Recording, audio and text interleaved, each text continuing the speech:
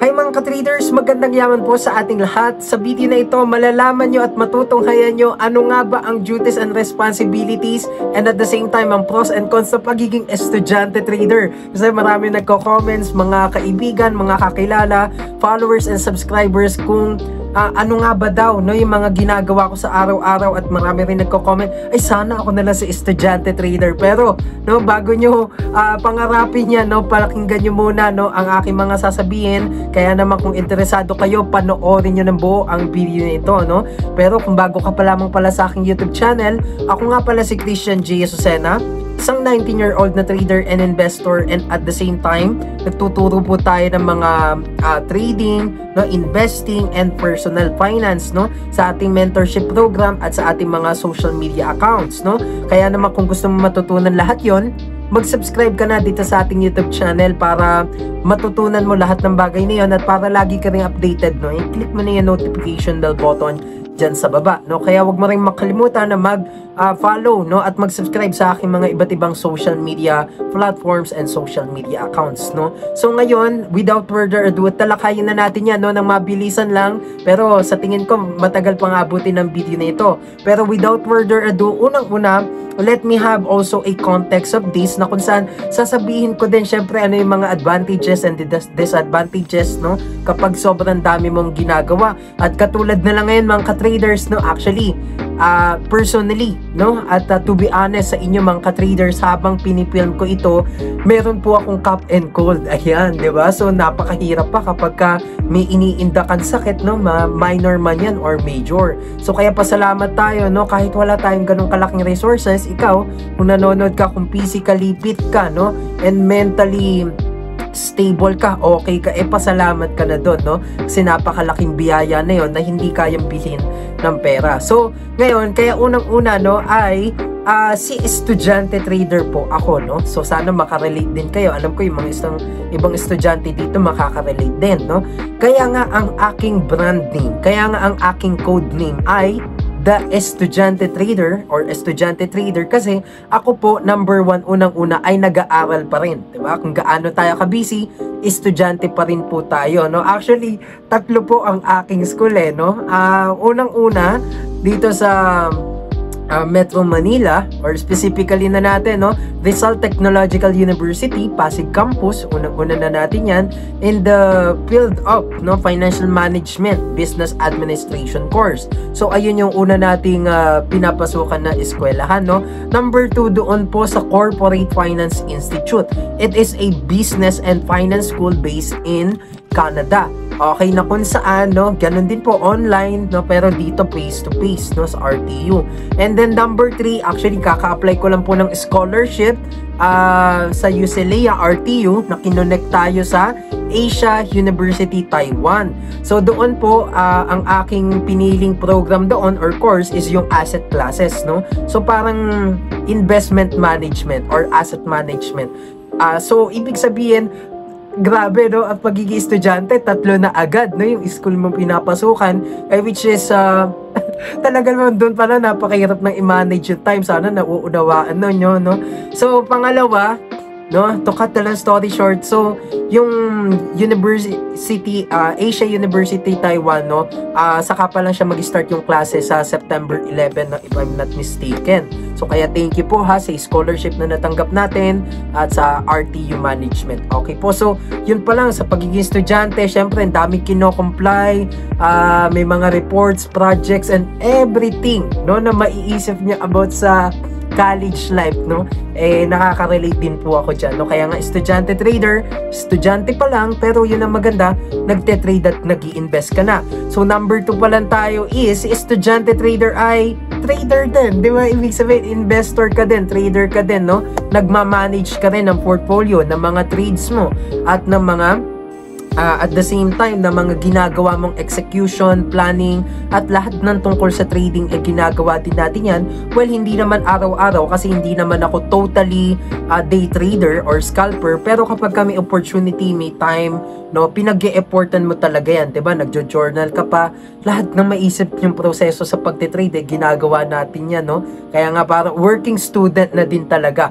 Okay po, so para hindi na umaba, number 3 na tayo. Sa number 3 naman natin, si estudyante trader, estudyante entrepreneur din. So, ibig sabihin, yes po, negosyante rin tayo kasi may mga iba't iba akong hinahandle na mga businesses din. Actually, co-owner din tayo ng mga iba't ibang brands, no? At investor din tayo sa ibang company. So, ang ginagawa natin, syempre, tumutulong tayo doon, nagre-research pa tayo, due diligence, no? At yung mga iba't iba kong businesses, minamanage din natin yan, no? Kaya, katulad na itong estudyante traders, no? Yung pagtulong natin sa charity and all, lahat ng business management is nakaatang sa atin yan, no?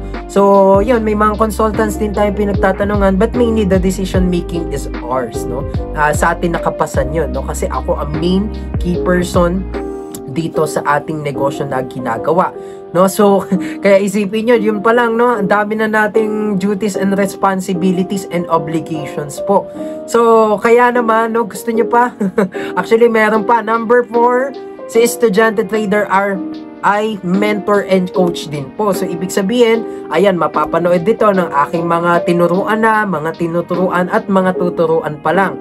Actually, nag-guide tayo, no? Nagtuturo tayo about trading and investing, technical analysis, trade management, risk management, trading psychology, emotional management, at lahat ng tungkol sa trading sa ating Trading 101 mentorship program. So, ibig sabihin, ilang students ang aking hinahandle, no, sa pang araw-araw or linggo-linggo, no, sa lahat ng nagpapaschedule, which is napakadami.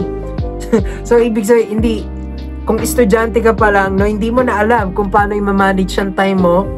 Paano naman yung ako na sobrang dami natin ginagawa. Grabe, no, hindi nga rin ako makapaniwala. So, no, marami rin tayo na handle ng mga groups, no, ng mga tao din as well, diba, doon sa ating Trading 101 mentorship program. Kaya naman, no, yun yung ating duties and responsibilities dyan, no. Meron pa pala pang 5. Okay, yung pang 5 natin is active din tayo sa mga organizations, no, especially in our university, Rizal Technological University.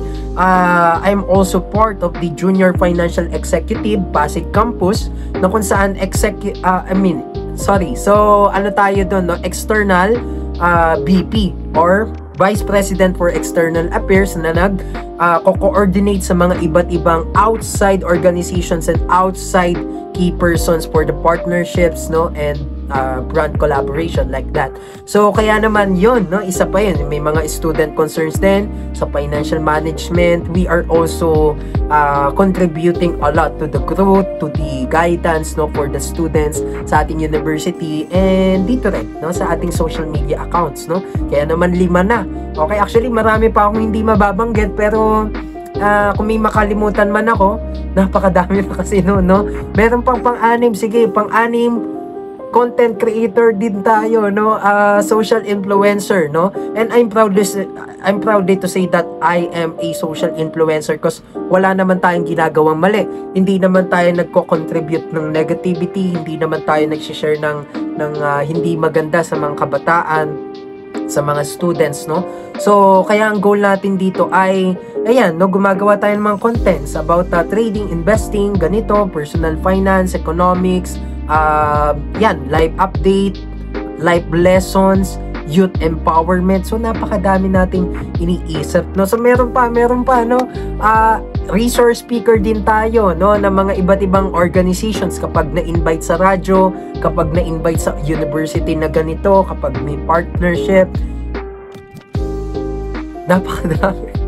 Okay, napakadami, no, hindi ko na alam. So, kaya naman, ayan, no, disadvantage pa pagka nagkasakit ka. Kaya ang isa sa mga lesson learned sa akin, again, disclaimer, sa lahat ng sinabi kong yon, hindi ko masasabi na 100% ng aking buong talino at buong lakas, buong effort na bibigay ko 100%. Pero ang mas sure ko lang, ginagawa ko yung best ko to fulfill those duties and responsibilities, no. At syempre, at the end of the day, the most important things above all is the relationship, time, and health, no, na meron ka.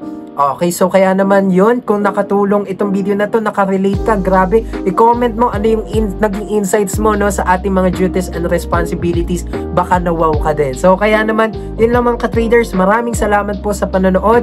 Kung nagustuhan nyo, please like, share, and subscribe, and hit the notification bell button, at magkita-kita pa tayo sa susunod na videos, no. And here's the Estudyante Trader signing out.